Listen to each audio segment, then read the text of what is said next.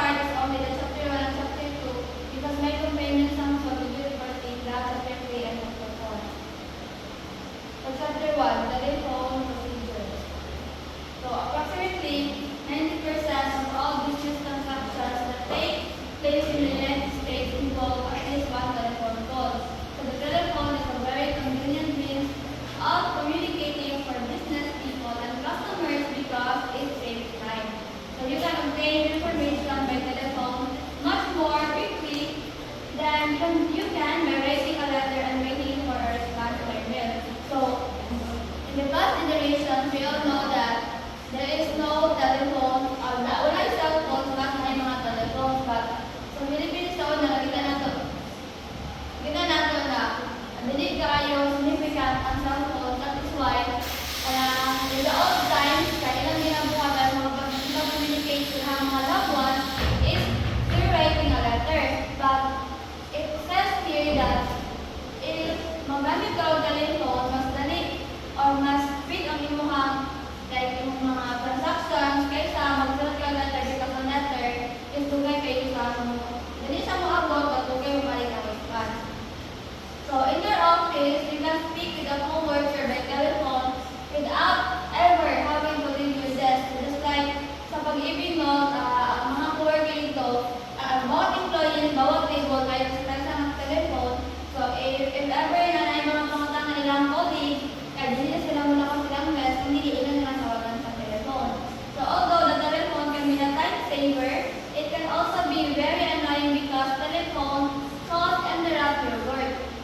So when used properly, though the telephone can help you and the people you work with do a better job. So though ang telephone is time saver siya, it can also be very annoying because sama kayo siya when example nakagibon ko work or nakay-customer or nakay-entertain. So pag muling na ang telephone, sama kayo siya. Meron na sa ilang disadvantage. So under chapter 1, we're going to discuss the predicting a good phone image, answering the telephone, taking telephone messages, interrupting and terminating calls, using telephone directories, and making telephone calls. So first is projecting a good phone image. So an effective office worker must have good telephone skills because the telephone is such a familiar item in homes and offices. Many people take for granted that they know how to use it properly. So however, just like other job skills, telephone skills must be developed. So to become an effective worker, it is not enough na good working lang ka. So dapat, in terms sa telephone, you need also to obtain a good telephone skills because ang telephone, though kuan ka siya familiar sa or convenient sa gamiton, but also nasa mga disadvantages pa, hindi mo project ang good telephone skills, hindi mo siya ma-develop. So the impression employees make over the telephone can be as important as the impression they make in person, diba? For example, though nakipagtawag lang ka sa telephone, ang imahang mag-depend ka pala sa imahang phone, how you speak or how you reacted on the phone. Kaya if makipagtawag kasi ka sa telephone, muna ka magaling sa personal sa tao, pero through ka ng cellphone lang. Though dili mo makita, pag the way you speak, maduong ka sa tao. So, dira ka lang dapat kabula na ka sa how to calm yourself or how to project a good telephone skills. Under this is speaking clearly. So when talking on the telephone, speak distinctly so that the person on the other end of the line can hear and understand you. So remember that the listener cannot see you, so your voice alone must carry your message. So, diba, yun na lang ako sa ganihan, no? So, ang telephone, though, dili mo personal na gastahan na si mga tawag, but the way how you project the message or the way how you send the message vary on your tone. So, if ever di ay nga, wala kay gana, so mag-mapin na siya sa imong gusto niya, wala kay gana sa telephone, or kung nasa ka, mababagin na nila or mapin na nila because how you project the tone of your message. Pronounce each word clearly and correctly. Be careful that you don't mumble or swallow syllables. For example, avoid saying don't know when you mean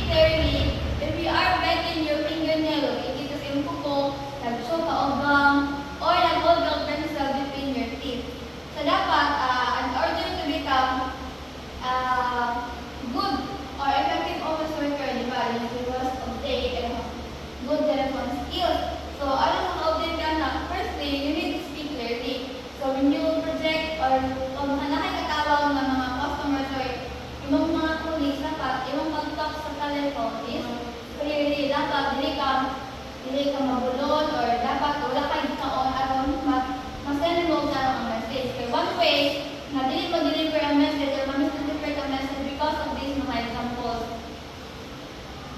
So muli sa example, muli sa illustration. Now, so your voice and manner should make a good impression on callers. So niya siya pag customer yung mga story, dapat you need to be calm. Then pag nalagay yung mga problem na pag dili ka masuko, dapat ka mag-rapid ka. Aron ang customer, dili niya ma-feel na burden na sa kanyang tawag.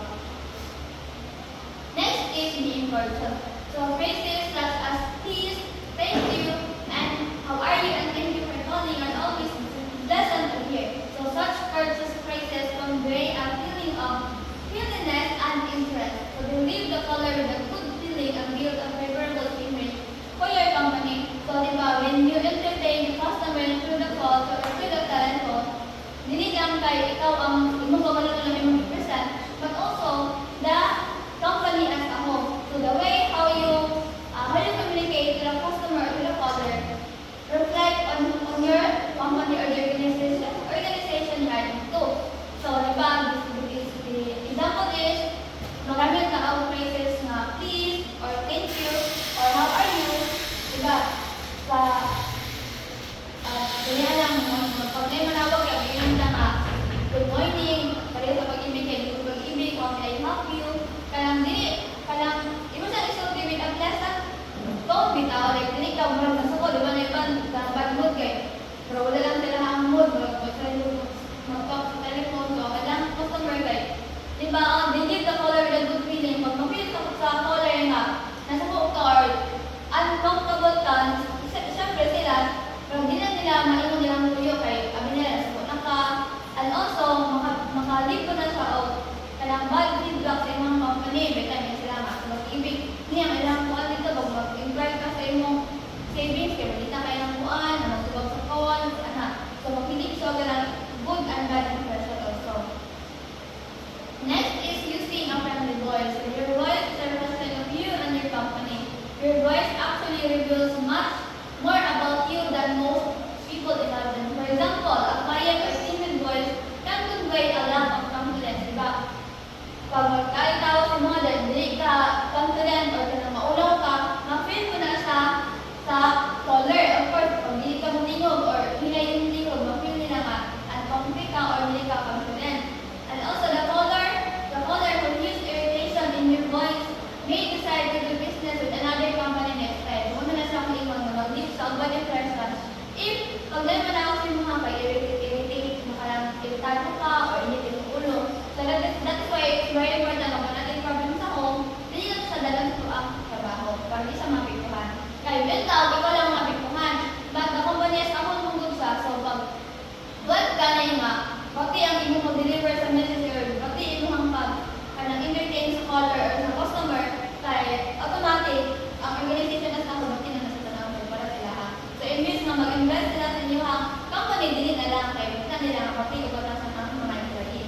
So on the other hand, callers react favorably to a voice that is friendly and sincere. Diba? Kaya friendly yung ang voice or ibabati niyo ba sa ganito yung ulo kay happy yung tone, happy yung goal, or happy yung goal. And also, it may help to visualize or picture your listener so that you can relate what you are saying to the listener's point of view. So you should try to react in ways that show that you understand and are interested in what the listener is saying to you. Next is answering the telephone. So as an office worker, you will probably find that part of your office duties includes answering the telephone. So nila sa malikayan, every offices or every department na sa telephone. So, di sa malikayan, wala ito mga co-worker, wala ito colleague. Kung ikaw na naman bilhin, so hindi pwede hindi mo tumagal ang phone, kaya baka importante siya. So that is why every employee in a certain organization, it's very important na i-improve nila ang ilahang telephone skills. Kaya aron, if ever wala ilahang colleague, at least na yung magtabag sa phone. And then, you may answer the phone for everyone in your office or department, or just for yourself and your supervisor. So when co-workers are away from their desk, you may be expected to answer their telephones as well. So So under any answer na telephone is first, you need to identify yourself. So when you answer the telephone, begin with your conversation with a pleasant greeting, then identify your company and yourself. So parehas pag-ibig, kung di manawag kay, hello, good morning, good pag-ibig, how may I help you? This is Jessica Taxi speaking. Dayon, how ka lang, bakit ay ito yung tuyo or kasi ka lang, gusto may paabot. So not example, for instance, no, good morning or good afternoon, Central Office Supply, Amy Dawn speaking. If your company has a switchboard operator, you may not have to identify your company. So in this case, some to identify your supervisor and yourself. For example, Mrs. W's office, Amy Dawn speaking. So yan na siya. So the size of pag-ibig, lagi sila yung kanang sa atbang sila mga telephone, na doon ay marang kamay na note, kamot na mga iwan madali na kamaligong tinay, English, at Tagalog at Bisaya. So, if ever pabilin ka ng okay, then mabasang na mo, dali mo kayo siya. Next is, need to identify the caller. So, listen carefully at the caller give his or her name. So, if ever, if makaya din mo, pag-anak na nag-apply na all paper, kaya para malista mo yung name of iyang tuyo. So, you will want to give this information to the person being called. For example, sa supply office, pag wala yung supervisor, ikaw maudit niya ng billing. So, it is your duty doon na isulat ka nila inquiries or like that. Inan kasi yung mga supervisor na, inan lang sila nga. If ever na sila ito, ibasan lang sa email. If ever pag di nila masend sa email, it is also important na isulat ka nila sa paper. But at least, inikbalis sa mga supervisor, makita niya din. Pero example pa kayo, hindi mo din pa siya ignan nga, tawagan lang, iwala yun na yung supervisor, nga tawagan siya ba yung may kasi ang number. So, another example, so, for example, Mrs. Donnelly, Mr. Grenville is on the telephone. If the caller does not give a name, politely ask, may I tell her who is calling? Or who shall I say is calling? So, when also politely this question also mga sa telephone, dapat dili ka muna masuko. For example, dito sa name, hindi mo tuyo. Hindi na mag-inana kay. Lagi na ulit ganyan, maapektuhan ang organization as a whole. Kung ikaw lang ang tatanong, hindi sila nga. Dito mo ikaw ang sinumalan, lang ang tanya. Anak mo na sila nga. Kasi kung supervisor, ang organization as a whole, bakit na rin sa email na yun? Ang uwan ka ba nung mag-post ba rin sa Facebook? Ilang mo service, bakit tayo, So, dapat isa ako na impact sa organization. So also, if dito sila mag-iwan silang name, you may politely ask kung silang name o kung sila tuyo. So at times, your supervisor may be involved in important work or in a meeting and may not wish to be disturbed. So in such cases, you may be asked to hold all calls or collect only certain calls through. So thus, you will need to screen incoming calls at least decide which ones to put through, just as you sometimes have to screen visitors. So, for example, ang office worker may sa good afternoon, Mr. Warren's office, Austin Cameron speaking. So, ang caller may sa I would like to speak with Mr. Warren, please. Then, ang mayon ng office worker nga, may I ask who is calling? So, my name is Louis Willis at Modern Equipment. So, I am sorry, Mr. Willis, Mr. Warren is calling. May I take your number and have him call you? So, may I have your number, just thank you. So, kung kaya may yung tao, please, or thank you, para ang caller kayo, hindi talaga feel nga, where din sila pagtawag. So, notice that, for example, often found out was calling without giving the impression that Mr. Warren was in. So, if he had said, may I tell Mr. Warren who is calling, then Miss Willis would not assume that Mr. Warren was available. So, muli sa angkat, no? Minatadali, with that, you can identify the caller and the reason for the call in such a way that the caller is not aware that you are screening the call. Kaya nga ay aron, hindi ka balaan sa caller na ay mong supervisor, di lang siya magpa-disturbo. So, diba?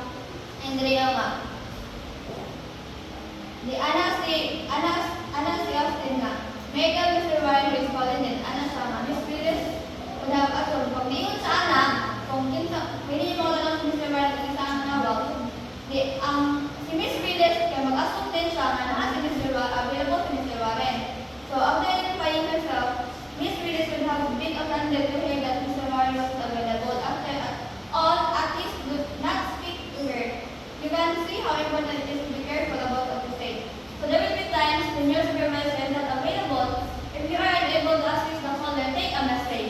most callers will identify themselves, but there are some people who won't give their names or reason for calling. So a tactful way to get the information we need is to say, Mrs. Johnson is out of the office, but maybe I can help you. The next is telephone procedures. So, under NP is providing assistance. There are other ways to assist callers when your supervisor is not available. So, make an effort to be helpful by providing information or transferring a call to someone who can help the caller. So, giving information, although you should always try to assist callers, be careful about the type of information you give out. Some information is confidential. That is, it is told to you with the belief that you will not repeat it to anyone else. So, for example, suppose that your supervisor is not in and won't be available until after lunch. If you say he's in conference with the accounting manager, callers may interpret this information to mean that your company is having financial problems. So, para sa confidential na siya. So, it's better to say, imbis na mayroon ka nga, he's in conference with the accounting manager, it's better to say that he is in a meeting and I don't expect him to return until 1:30.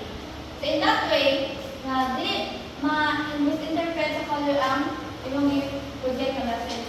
This information is helpful for callers and it tells them when to call back or when to expect their supervisor to call again. So next, transferring calls. If you receive a telephone call that you or your supervisor can't handle, transfer the call to someone who can help the caller.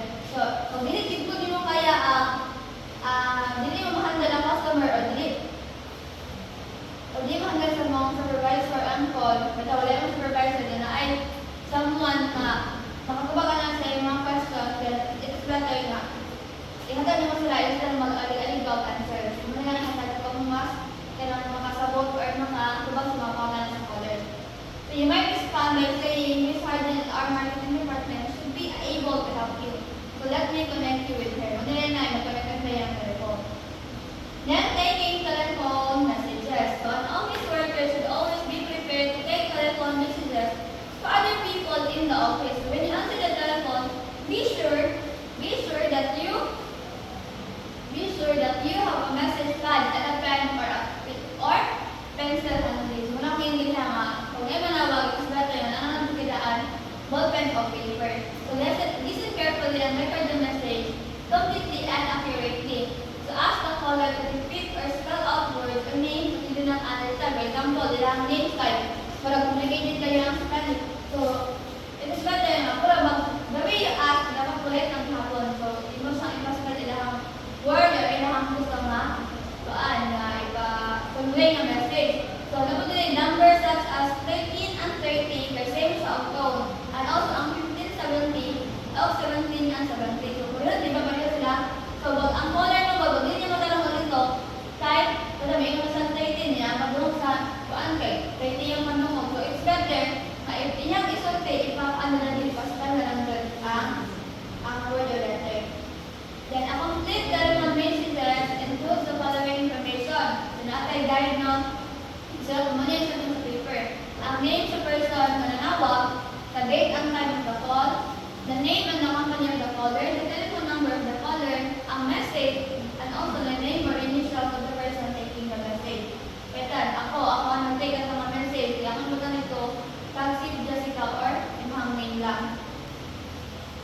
Muna sa example sa taking telephone messages. So ako ang ng company, na-select na inanong mga form bitaw. So, ang message, nasa yung message form. Ang message form is a printed form used to record information about telephone calls when you take phone messages for others. But, dili ka lang organization na yun. So, depende lang sa employee na masin na lang ang area kung may manawag ka na initiate na lang ba. Sila na lang mag-initiate na mag-record ang outside. Namag-iyo ka, though na ibang company nga, it's better than ginay message form kung na ibang company nga wala. So, ang kanang employee, siya na lang ang mag-pay sa page. Next is interrupting and terminating calls. So, most business phones have more than one line. That is, several calls can come in on the same piece of equipment. So, if you are on one line and another line rings, politely excuse yourself and answer the other call. So, you might say there is another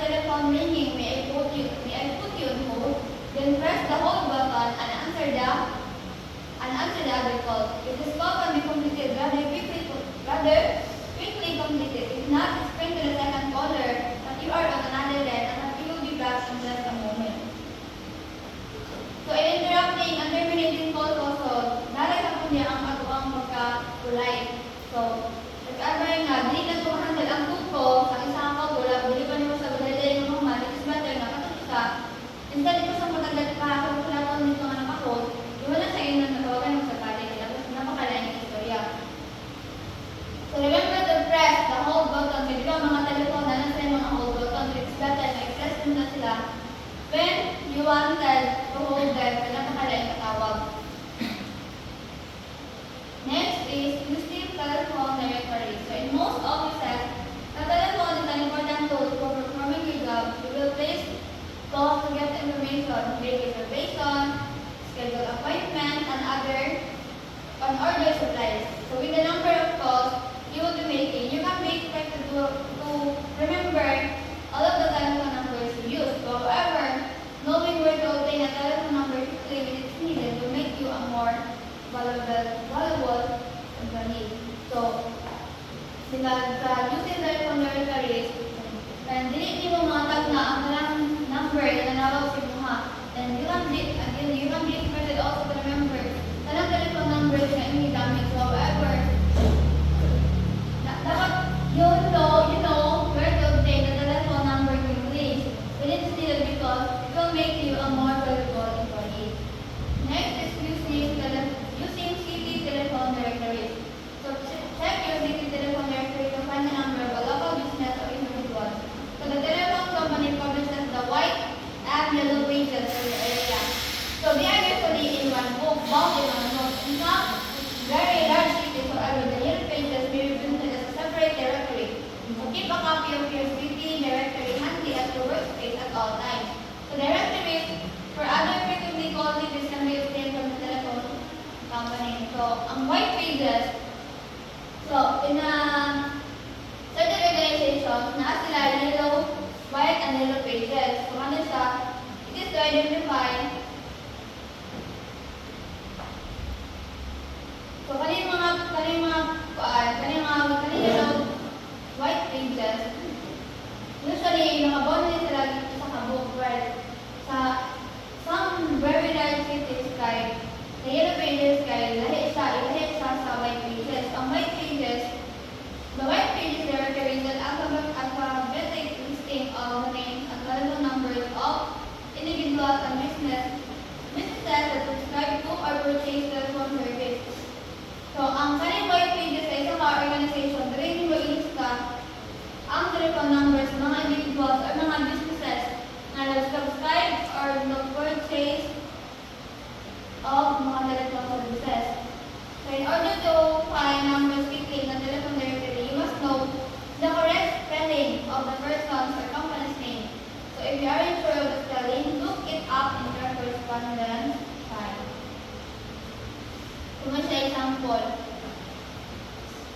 Okay siya example.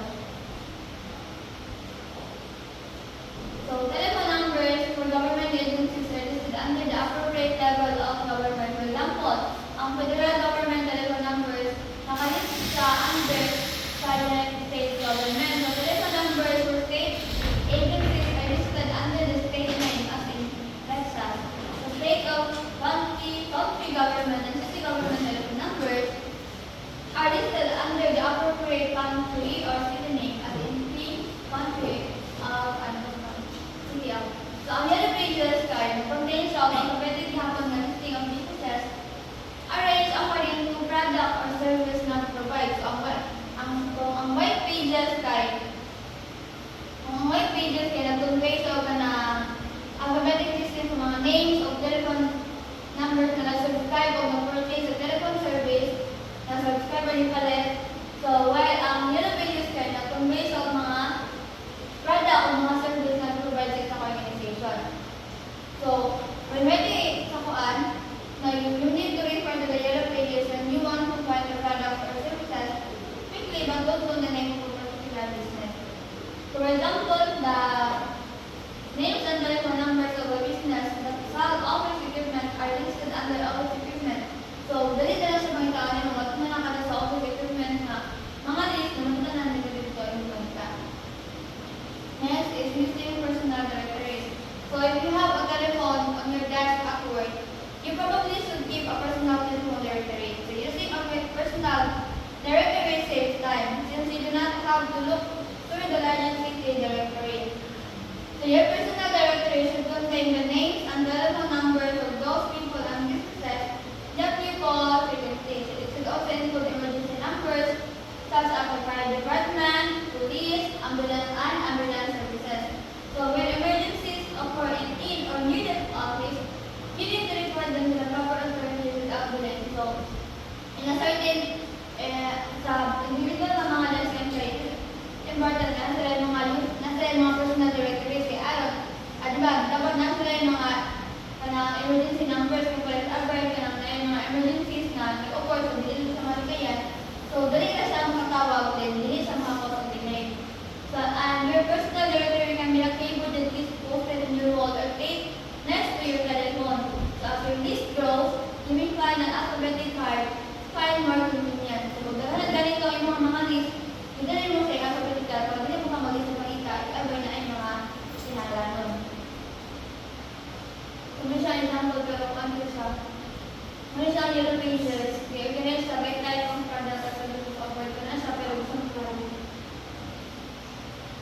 Using company directories. So, many large companies publish their own telephone directories. So, in a company directory, company employees and departments are listed alphabetically with their telephone extensions. So, use this directory when you have to call or send for a call to another company employee. So, if your company does not have a directory of its own, keep a listing of frequently called company numbers in your personal directory.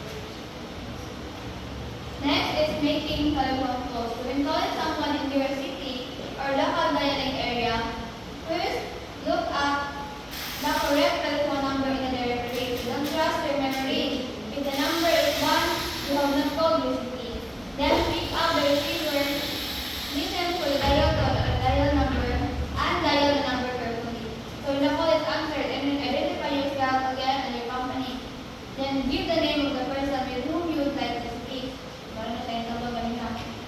If you do not know the name of a particular person to ask for, give the title or briefly explain the information you want. For example, this is Kim Wong with First City Bank. It writes some information about ordering cardless form. In this way, you make it easier for the person who answers to connect you with the appropriate person.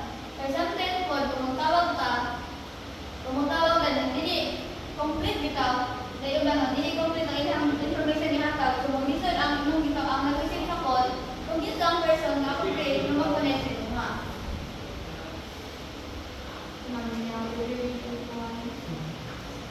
Muna to siya sa chapter 1. Nasa po tayo ito. Ito na rin. Ito na ka-exam?